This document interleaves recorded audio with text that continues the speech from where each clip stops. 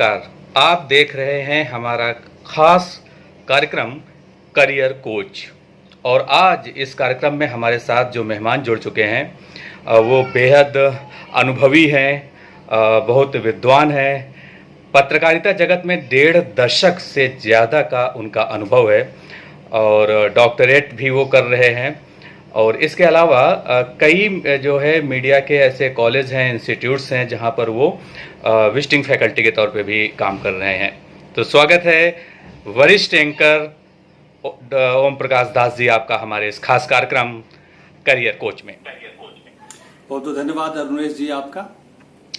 तो जैसा कि आप जानते ही हैं ओम प्रकाश जी की अभी जो हमारा समय चल रहा है ये जो है कोरोना काल का समय है, संकट का समय है, सब लोग अपने घरों में बंद हैं। और आपका तो व्यापक अनुभव है मीडिया में, खासतौर पर टीवी मीडिया में। आपने ईटीवी में काम किया है, राज्यसभा टीवी में काम किया है। इसके अलावा आप अभी जो है दूरदर्शन में भी लंबे समय तक आप जो है काम कर रहे हैं और अभी भी काम कर रहे हैं, एक प्रतिष्ठित एंकर हैं। तो आप कैसे देखते हैं कि इस कोरोना काल में मीडिया में करियर बनाने की क्या क्या संभावनाएं हैं और क्या क्या चुनौतियां हैं? कोरोना काल में अगर मीडिया की बात करें तो चुनौतियां ज्यादा इस वक्त महसूस होती हैं, क्योंकि हम देख रहे हैं कि इकोनॉमिक एक्टिविटीज जो हैं वो कम पड़ी है, जिसका असर चैनलों के रेवेन्यू पर भी पड़ा है। तो इस वक्त देखा जाए तो एक आर्थिक दबाव है चैनलों पे। लेकिन सकारात्मक बात यह है कि इस लॉकडाउन की स्थिति में हमने देखा है कि चैनलों की जो रेटिंग है, जो व्यूअर रेटिंग है, उसके डेटा में एक उछाल देखा गया है।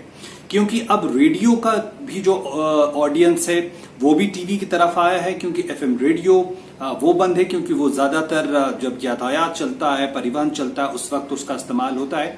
तो टेलीविजन पे दर्शकों की संख्या बढ़ी है, न्यूज चैनलों पे बढ़ी है। तो ये एक सकारात्मक बात है। और अगर करियर की बात को इसमें हम जोड़ लें तो निश्चित तौर पे ये एक दबाव का समय है। लेकिन कुल मिलाकर देखा जाए तो मीडिया के लिए दर्शक ज्यादा जुटे हैं। तो हम उम्मीद करेंगे कि आने वाले वक्त में ये चैनलों के रेवेन्यू पे इसका असर होगा। और निश्चित तौर पर जो नए बच्चे आना चाहते हैं, जो लोग दूसरे चैनलों में जाना चाहते हैं एक चैनल से, उनके लिए शायद मौके बन सकते हैं। बिल्कुल सही कहा आपने। लेकिन यहाँ पर एक सवाल ये भी उठता है कि जिस तरीके से अभी खबरें आ रही हैं कि बहुत से ऐसे चैनल्स हैं, मीडिया के ऑर्गेनाइजेशंस हैं जहाँ से जो है जर्नलिस्ट को और एंकर्स को जो है कॉस्ट कटिंग के नाम पर निकाला जा रहा है।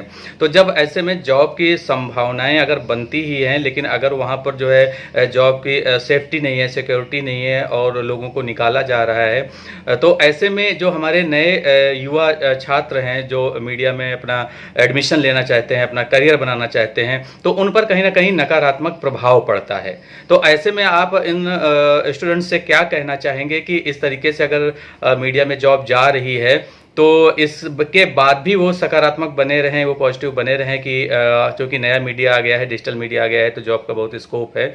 तो किस तरीके से आप हमारे स्टूडेंट्स को मोटिवेट करना चाहेंगे? बिल्कुल सही और बहुत प्रमुख मुद्दा इस वक्त मीडिया हलकों में है। और खासकर हम देख रहे हैं नौकरियां जा रही हैं, न सिर्फ टेलीविजन में बल्कि प्रिंट में भी नौकरियां जा रही हैं। लेकिन आप देखिए नए मौके भी खुल रहे हैं, उसके लिए जरूरत है तैयारी करने की। मसलन कि अब हम देख रहे हैं कि इस तरह के वीडियो जर्नलिस्ट की जरूरत ज्यादा से ज्यादा पड़ रही है। मसलन बीबीसी जैसे ऑर्गेनाइजेशंस अब इसका इस्तेमाल कर रहे हैं, जहां पे एक व्यक्ति ऐसा हो, एक प्रोफेशनल ऐसा हो जो न सिर्फ अपनी स्टोरी शूट कर सकता हो बल्कि उसको अलग अलग प्लेटफॉर्म, डिजिटल प्लेटफॉर्म के जरिए उसको भेज भी सकता हो, उसको एडिट भी कर सकता हो और उसका प्रसारण भी एक तरह से पॉडकास्ट के जरिए कर सकता हो। तो इस तरह की प्रतिभाओं की जरूरत है, इस तरह के टेक्निकल स्किल्ड लोगों की जरूरत है, जिसका साथ साथ जो एडिटोरियल, जो संपादकीय समझ है वो भी विकसित हो। तो इस तरह के प्रोफेशनल्स की मांग आने वाले वक्त में बढ़ेगी। और इस वक्त भी कई ऑर्गेनाइजेशन जो फ्यूचर की तरफ देख रहे हैं, वहां पे इस तरह के वीडियो जर्नलिस्ट की मांग हो रही है और इस तरह के रिपोर्टर्स की मांग हो रही है जो तकनीकी रूप से सक्षम हो और डिजिटल प्लेटफॉर्म पे अलग अलग तरीकों से सॉफ्टवेयर का इस्तेमाल कर काम कर सकते हैं। तो जो परंपरागत तरीके से हम देख रहे हैं उसमें बदलाव आया है। और आने वाले वक्त में अगर जो नए बच्चे हैं वो इस तरह की कोशिशों को, स्किल को अगर आगे बढ़ाते हैं तो उनके लिए एक बेहतर मौका साबित हो सकता है। जी जी, बिल्कुल सही कह रहे हैं आप, क्योंकि इसका मतलब ये हुआ कि आजकल के जो स्टूडेंट्स हैं जो मीडिया में अपना करियर बनाना चाहते हैं, तो उनको मल्टीटास्किंग होना पड़ेगा। उनको टेक्नोलॉजी का नॉलेज उनके पास होना चाहिए, और हम लोग जो है जब वो कोर्स करते हैं तो उनको इसी बात पे ज़्यादा ध्यान दिया जाता है कि वो टेक्निकल नॉलेज अपना एडवांस करें, एडिटोरियल सेंस डेवलप करें, writing skills, reporting skills, presentation skills, ये सब उनको डेवलप करना होता है। लेकिन यहीं पर एक सवाल ये भी उठता है कि कई बार जो हम क्लासरूम में पत्रकारिता की बड़ी बड़ी बातें बताते हैं, सिखाते हैं, और एक रियल जर्नलिज्म का जो है पाठ पढ़ाते हैं, लेकिन जब वो इंडस्ट्री में पहुंचता है और ट्रेनी लेवल पे उसकी जॉब की शुरुआत होती है, तो वो कहीं देखता है कि कहीं ना कहीं जो क्लासरूम में बातें बताई गई थी, जो भी मीडिया के लॉज और इथिक्स के बारे में उनके टीचर्स ने उनको बताया था, वैसा कुछ जो है न्यूज़ रूम में हो नहीं रहा। तो मेरा सवाल आपसे ये है कि ये क्लासरूम से न्यूज़ रूम के बीच का जो ये दूरियां हैं, ये कैसे कम होंगी और किस तरीके से इसमें सकारात्मक बदलाव आएगा? ये बहुत महत्वपूर्ण सवाल इसलिए है क्योंकि ये बार बार एक उहापोह की स्थिति रहती है, और खासकर नए बच्चों में मैंने देखा है। और अब जो हमने देखा है कि जो जर्नलिज्म स्कूल जो मशरूमिंग जिस तरह से हुई है, जिस तरह से इसकी संख्या बढ़ी है, उसमें जोर इस पे रहता है कि टेक्निकल स्किल बढ़ाया जाए, कैमरे की समझ हो, एडिटिंग स्किल हो, और इस तरह की चीजों की समझ ज्यादा हो, जो फौरी तौर पर तुरंत मदद करे, तुरंत आपको न्यूज प्रोडक्शन में मदद करे और न्यूज गैदरिंग में मदद करे। लेकिन जो आपने बात कही कि जो न्यूज रूम में और उसके पहले हम देखें क्लास रूम में जिस तरह की थ्योरेटिकल सैद्धांतिक बातें होती हैं, वो क्या पूरी तरह इंप्लीमेंट हो पाती है, और क्या उहापोह की स्थिति किस तरह से इसके लिए जिम्मेवार है। तो यहां ये समझना होगा कि भले ही स्थितियां बदल रही हैं, लेकिन जो पत्रकारिता के एथिक्स हैं, पत्रकारिता के जो सिद्धांत हैं, जो मॉडल्स हैं, जो कम्युनिकेशन थियोरी है, वो आपके कहीं ना कहीं अवचेतन मन में अगर रहता है, उस पे अगर आपकी पकड़ है, तो जब आप इस भागादौड़ की और इस बदलते समय में भी अगर आप कोई कॉपी लिखते हैं, स्क्रिप्ट लिखते हैं, तो कहीं ना कहीं वो आपकी जो समझ है वो सामने उतर कर आती है, रिफ्लेक्ट होकर आती है।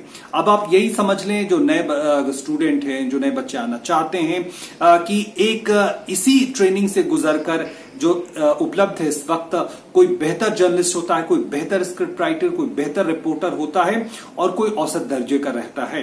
तो ऐसा इसलिए होता है क्योंकि अगर आप पे सैद्धांतिक और जो प्रायोगिक समझ है, जो प्रैक्टिकल समझ है, उसका अगर सामंजस्य है, तो आप बेहतर तरीके से परफॉर्म कर सकते हैं। क्योंकि भले ही कई तरह की बायसनेस हो, कई तरह के डोमिनेटिंग फैक्टर्स हो इस समय जर्नलिज्म में तथ्यों के पहुंचने में, लेकिन अगर आपकी थ्योरेटिकल समझ है तो आप उसको सही से पहचान सकते हैं, और जब पहचान सकेंगे तो उसका संतुलन आप स्थापित कर सकेंगे उस मौजूदा माहौल में भी, जो मौजूदा माहौल आपके सामने है। बिल कही जाती है कि अक्सर देखने में ये भी आता है कि जिस तरीके से आजकल एक खास पार्टी के साथ में या उसके विरोध में पत्रकारिता होती है, कई ऐसे चैनलों की इमेज बन गई है कि वो किसी पब्लिक के लिए पार्टी नहीं करते, पत्रकारिता नहीं करते, बल्कि वो किसी पार्टी के लिए पत्रकारिता करते हैं।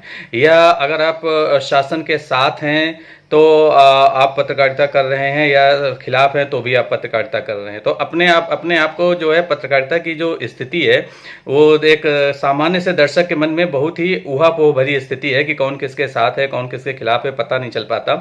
ऐसे में जब एक उभरता हुआ पत्रकार सामने आता है और किसी चैनल को ज्वाइन करता है और उससे कहा जाता है कि आपको अपनी स्टोरी का ये एंगल रखना है, तो और उसका दिल और दिमाग उसके लिए राजी नहीं होता है, तो ऐसे में वो अपने दिल और दिमाग के बीच में संतुलन कैसे बनाए?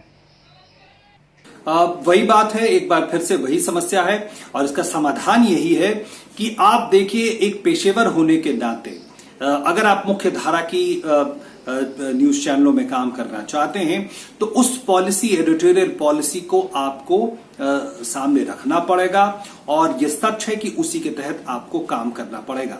और ये भी एक समझने की जरूरत है कि हम एक संक्रमण काल से गुजर रहे हैं। हमारी जो पूरी इलेक्ट्रॉनिक मीडिया है, मीडिया ही अगर हम कहें पर से, तो जहां पे एक पॉलिटिकल जो लीनिंग है वो अब दिखने लगी है।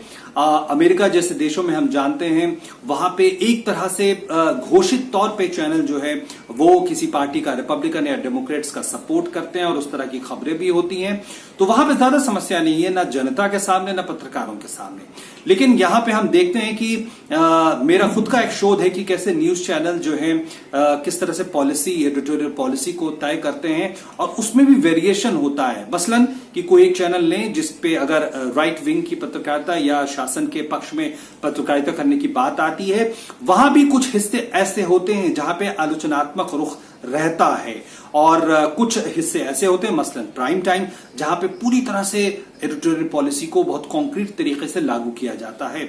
तो चैनल भी ये समझते हैं कि उनका एथिक्स क्या है और उस तरह से वो संतुलन स्थापित करने की कोशिश करते हैं। और ऐसे में नए पत्रकार के लिए इन्हीं जगहों की तलाश करनी पड़ेगी, इन्हीं स्पेस की तलाश करनी पड़ेगी। ठीक है, ये अच्छा आपका जो है जवाब रहा। मुझे लग रहा है कि इससे बहुत से जो कन्फ्यूज़न हमारे नए पत्रकारों के मन में रहता है वो दूर होगा। और चलते चलते अब आखिरी में आपसे ये जानना चाहेंगे कि अक्सर जो है टीवी मीडिया में ग्लैमर ज़्यादा है, इसीलिए जो हमारे छात्र हैं वो एंकर या रिपोर्टर बनना चाहते हैं। आपसे मेरा सवाल ये है कि एंकर और रिपोर्टर के अलावा और कहां कहां पर करियर का स्कोप है मीडिया की दुनिया में, और इसके अलावा ही क्या क्या वो मूलभूत योग्यताएं हैं जिसकी ज़रूरत है एक सफल टीवी पत्रकार बनने के लिए या फिर मीडिया में एक अच्छा जो है प्रोफेशनल बनने के लिए क्या क्या जो है मूलभूत योग्यताएं होनी चाहिए, इसके बारे में कुछ आप बताइए।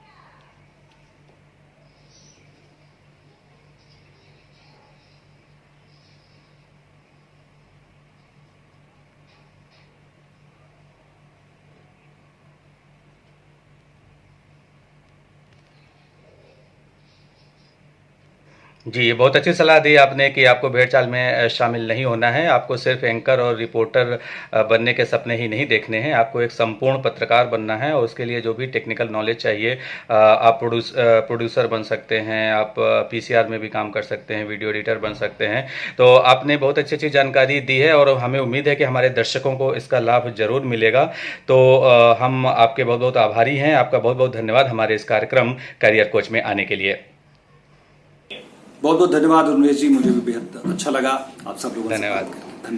धन्यवाद। तो ये थे हमारे साथ जाने माने टीवी पत्रकार, टीवी न्यूज़ एंकर और फिल्म मेकर और डॉक्यूमेंट्री फिल्म मेकर जिन्होंने टीवी जगत में 1.5 दशक से ज़्यादा का अनुभव लिया है और उनको एनटीए अवार्ड भी मिले हैं।